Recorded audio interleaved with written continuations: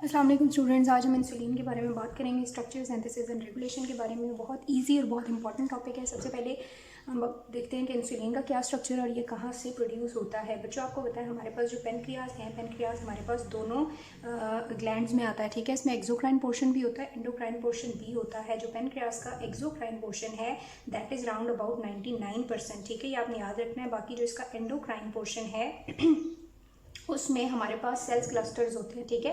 Sales clusters होते हैं और इन सेल क्लस्टर्स को हम क्या बोलते हैं? इनको हम बोलते हैं आइसलेट्स ऑफ लैंगरहांस, ठीक है। ये आइसलेट ऑफ लैंगरहांस हैं। इस आइसलेट ऑफ लैंगरहांस के पास जो है बीटा सेल्स होते हैं, ठीक है। ये बीटा सेल्स बच्चों क्या प्रोड्यूस करते हैं? इंसुलिन प्रोड्यूस करते हैं और इसे सिक्रीट करते हैं depending upon the need of the body. ये जो इंसुलिन सिक्रीट हो रहा है ये है क्या? ये एक पॉलीपेप्टाइड हार्मोन है, ठीक है।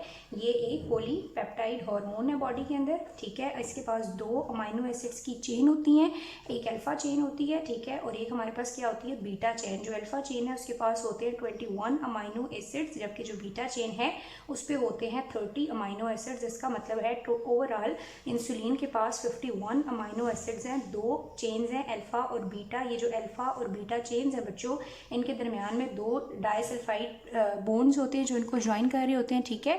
और एक इस अल्फा चेन के अंदर अपना भी इंट्रामोलिक्यूलर डाइसल्फाइड बॉन्ड है। टोटल 3 सल्फाइड बॉन्ड्स हैं। सो इंसुलिन हमारे पास पेनक्रियाज में से एंडोक्राइन पोर्शन में से भी जो islets of Langerhans cell clusters हैं उनके पास बीटा सेल्स हैं, वहाँ से प्रोड्यूस होता है।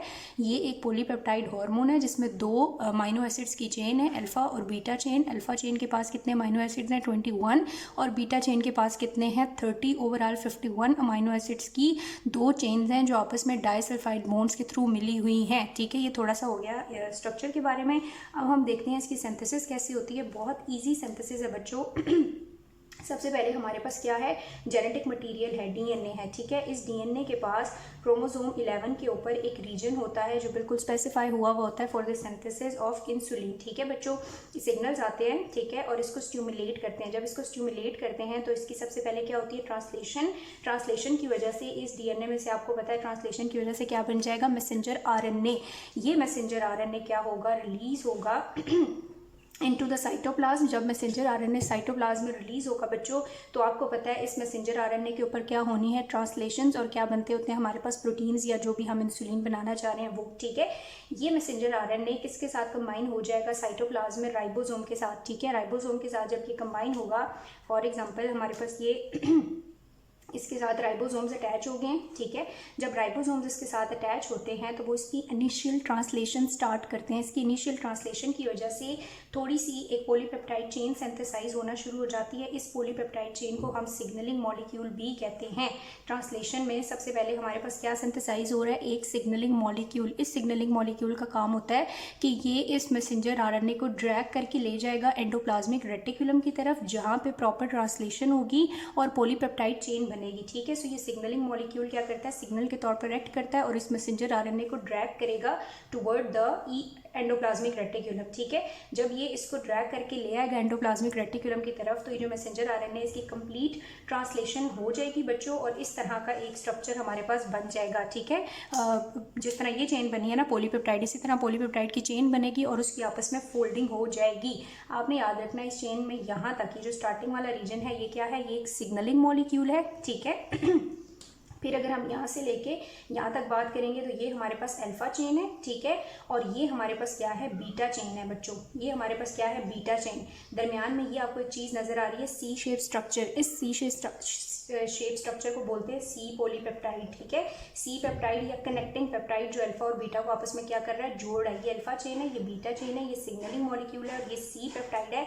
अल्फा और बीटा आपको पता है मिलके क्या बना देंगी? इंसुलिन। ये हमारे पास है प्री स्ट्रक्चर और इसको हम बोलते हैं प्रो। सो पूरा नाम होगा प्रो इंसुलिन, ठीक है। इस स्ट्रक्चर का क्या नाम होगा?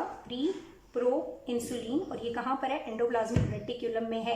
अब एंडोप्लाज्मिक रेटिकुलम पे एंडोन्यूक्लियस एक्ट करेंगी और वो इस सिग्नलिंग मॉलिक्यूल को यहाँ से हटा देंगी, क्योंकि सिग्नलिंग मॉलिक्यूल का क्या काम था? मैसेंजर आरएनए को एंडोप्लाज्मिक रेटिकुलम में लेके आना। सो ये सिग्नलिंग मॉलिक्यूल हट जाएगा बच्चों, हमारे पास क्या रह जाएगा? अल्फा चेन, ठीक है।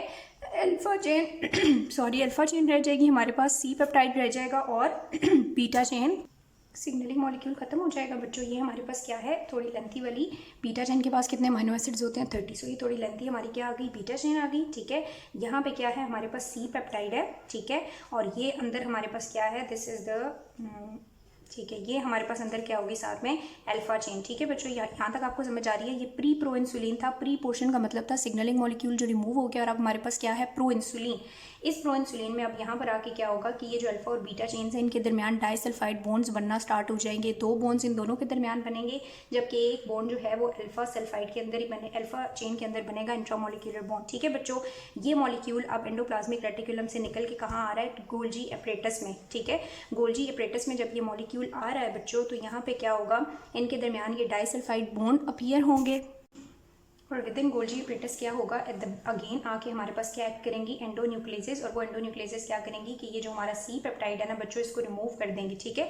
जब इसको रिमूव करेंगी तो इस सारे स्ट्रक्चर को वो एक वेजिकल की फॉर्म में क्या करेंगी, पैक कर देंगी। इस वेजिकल में हमारे पास ये बीटा चेन होगी, ठीक है, अल्फा चेन होगी, इनके दरमियान डाइसल्फाइड बॉन्ड्स हैं और अल्फा चेन के अंदर अपना भी डाइसल्फाइड बॉन्ड है, ठीक है। और साथ में हमारे पास क्या है, इसके अंदर सी पॉलीपेप्टाइड चेन है या सी पेप्टाइड है जो एक कनेक्टिंग मॉलिक्यूल था जो अल्फा एंड बीटा को कनेक्ट कर रहा था। सो ये अब हमारे पास सिक्रीटरी वेजिकल की फॉर्म तैयार हो चुकी है विद इन गोल्जी एपरेटस, ठीक है। इसे एक्सोसाइटोसिस के थ्रू रिमूव कर दिया जाएगा और ये साइटोप्लाज्म में आ जाएगी। अगर ये साइटोप्लाज्म है फॉर एग्जांपल तो यहाँ पे ये सिक्रीटरी वेजिकल्स होंगी। इन सिक्रीटरी वेजिकल्स के अंदर इंसुलिन मॉलिक्यूल है और साथ सी पेप्टाइड है। इंसुलिन मॉलिक्यूल और सी पेप्टाइड है। जब भी बॉडी सिग्नल देगी तो ये जो सिक्रीटरी वेजिकल है ये एक्सोसाइटोस होगी और बाहर की साइड क्या आ जाएगा हमारे पास, इंसुलिन और साथ सी पेप्टाइड। ये इंसुलिन अपने टारगेटेड सेल्स के ऊपर एक्ट करेगा और जो फंक्शन इसने परफॉर्म करने हैं वो करेगा। कौन कौन से फंक्शन इसकी रेगुलेशन में हम डिस्कस करते हैं। पहले आप एक दफ़ा ये अपनी बुक की डायग्राम देख लें बच्चों कि किस तरह हमारे पास इंसुलिन सिंथेसाइज हुआ है। ये बहुत इजी है। सबसे पहले हमारे पास न्यूक्लियस के पास सिग्नल्स आते हैं, डीएनए किसमें कन्वर्ट होता है, मैसेंजर आरएनए में। मैसेंजर आरएनए साइटोप्लाज्म में आता है और डिफरेंट राइबोसोम्स के साथ कनेक्ट होता है। जब ये राइबोसोम के साथ कनेक्ट होता है तो मैसेंजर आरएनए की ट्रांसलेशन इनिशिएट होती है।